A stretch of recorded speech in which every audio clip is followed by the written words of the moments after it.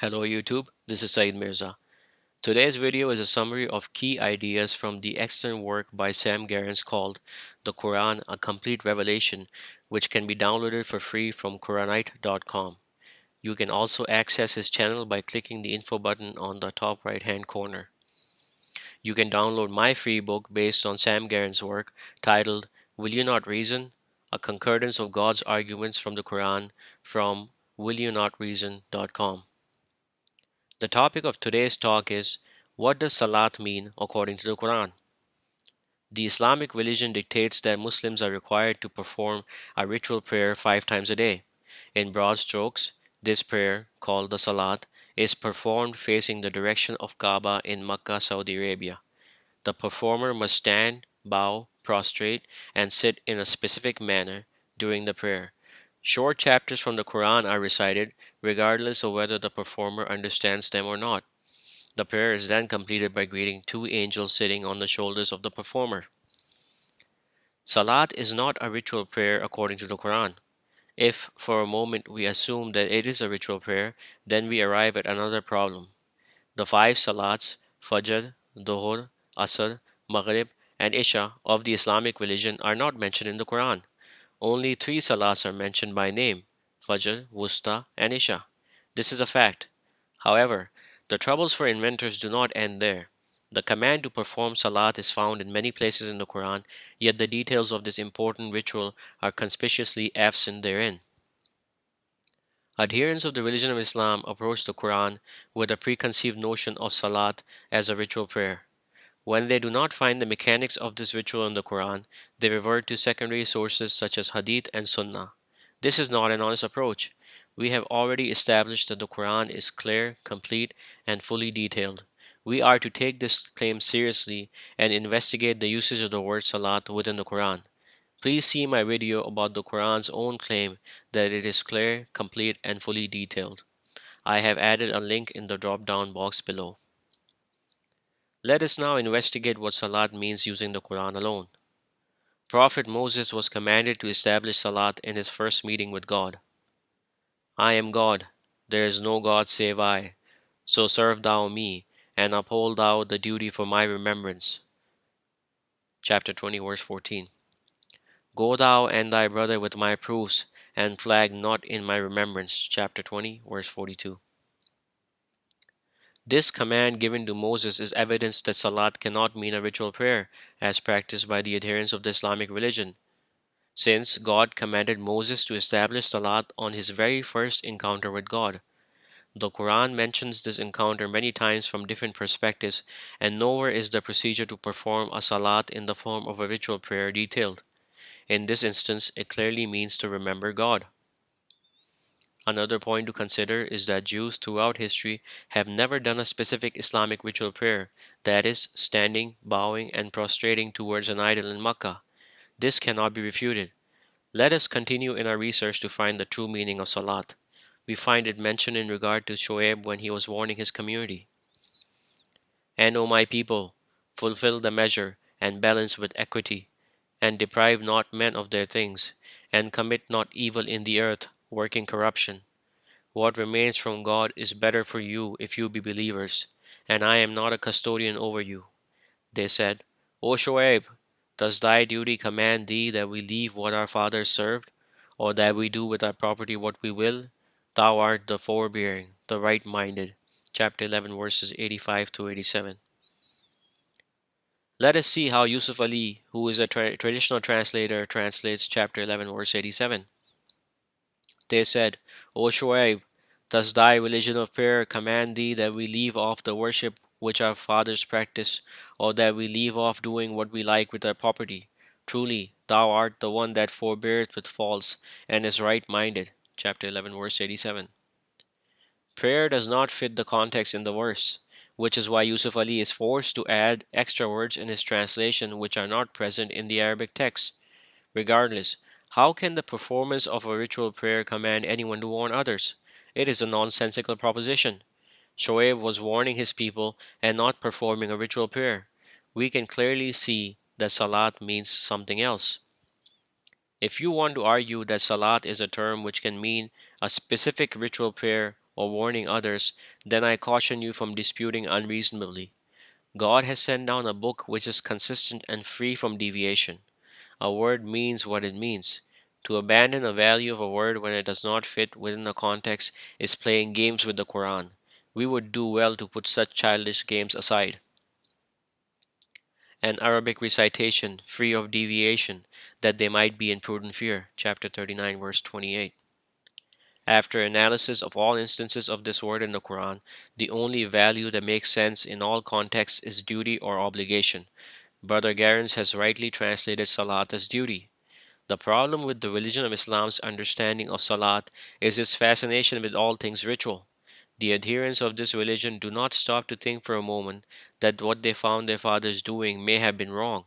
The procedure of how to perform a ritual prayer is not found in the Quran. The call to prayer in the form of azan is not in the Quran. Salat means duty. This duty includes serving God, seeking help from God, glorifying God, remembering God, reading the Quran, warning others, and feeding the needy. To assign Salat a specific meaning of ritual prayer is twisting its meaning. Suppose, for instance, if Hindus started calling their devotions to their deity Salat, would that be acceptable? We need to look in the Quran for the meaning of a word. The primary Salat of the believers is to serve and seek assistance from God. Thee alone will we serve, and from Thee alone will we seek help. Chapter 1, verse 5. I present to you a short chapter from the Quran to further illustrate Salat. Hast thou considered him who repudiates the doctrine, that it is he who repels the fatherless, and encourages not the feeding of the needy? Then woe to the performers of duty, those who are heedless of their duty, those who make show, and refuse small things. Chapter 107, verses 1 through 7. If read with a close mind and ears of Islamic brainwashing, it appears that God is condemning someone who denies the religion of Islam. What follows are the characteristics of this denier. He repels the orphan and the needy. He performs the ritual prayer but is heedless of it, and he pretends to be generous but refuses small favors. The narrative seems confusing. It shifts from universal good deeds, feeding the poor, taking care of orphans, to the performance of a specialized ritual prayer for the sake of showing off. If, however, we read the chapter with an open mind and without prejudice, we see something entirely different.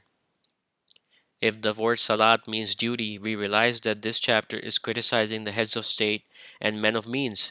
It is condemning those men who do not believe in God and the last day.